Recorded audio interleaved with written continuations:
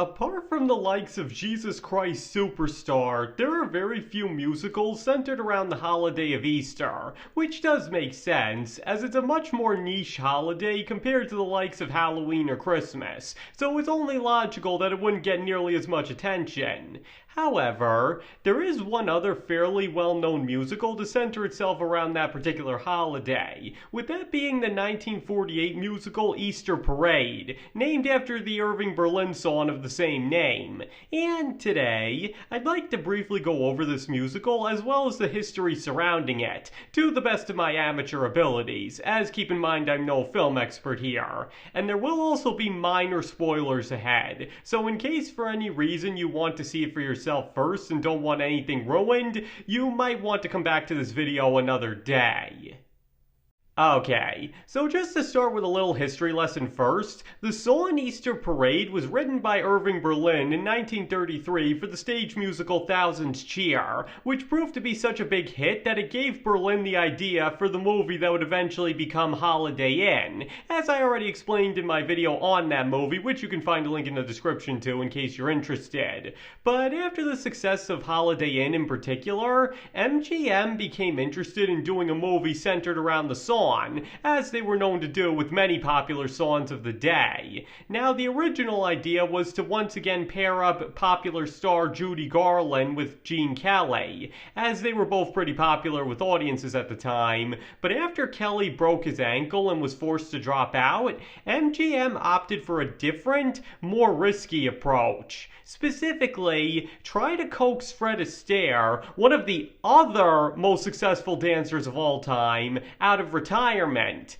Because few may know it today, but Astaire had actually decided to retire in 1946 after feeling he was getting too old and feared his star power was waning. But lured by the prospect of getting to work with Judy Garland, who he had never appeared on screen with before, he was ultimately convinced to appear in the film, and he wouldn't live to regret it either, as it ended up jump-starting his career all over again, as well as become the highest-grossing movie both he and Garland ever appeared in.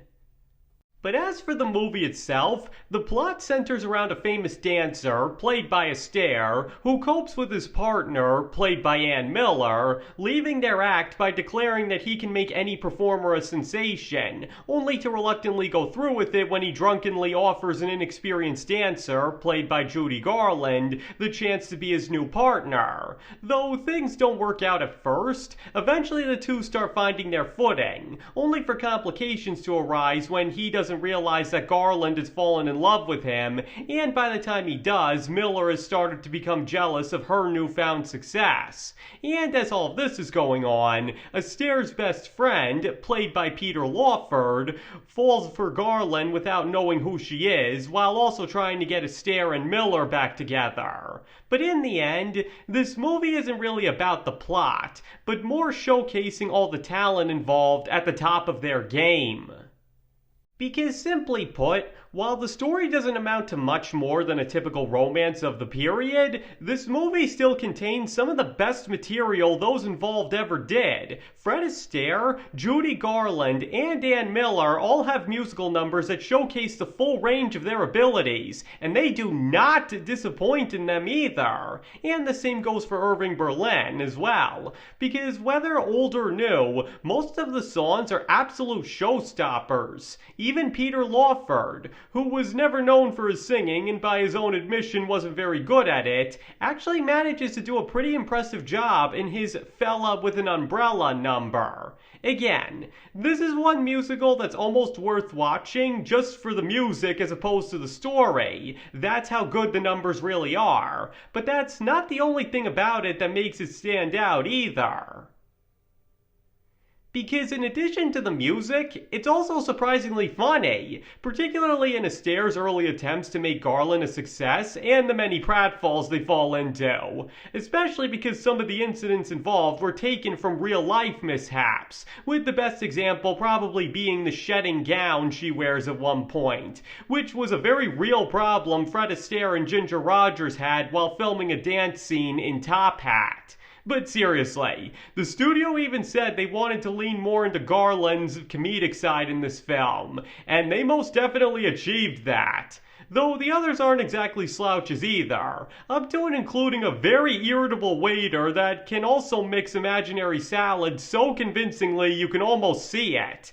You ever wondered how that third guy ended up in On the Town with Gene Kelly and Frank Sinatra? Well, look no further than his appearance here.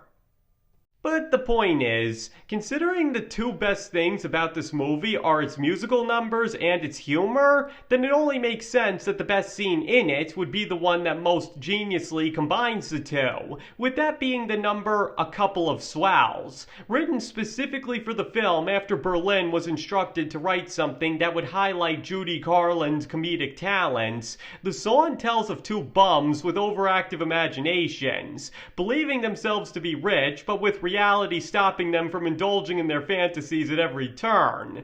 But the real treat here is in how Fred Astaire and especially Judy Garland sing the song, as they not only do Irving Berlin's words and music justice, but make it into one of the most memorable numbers of the golden age of Hollywood. It may not be the most complex dance ever, but it's certainly memorable and very catchy to boot. Though all that being said, despite the title, it doesn't really have much to do with Easter itself, with only the beginning and end set around the holiday and the rest being more about the year in between as Garland goes from being a nobody to Astaire's new and successful partner. Though the movie does still make sure to depict the legendary Fifth Avenue Easter parade that the song is named after and somewhat integrate it into the plot. But other than that, it doesn't really focus around the holiday beyond some typical bunny and spring imagery on Easter Sunday itself.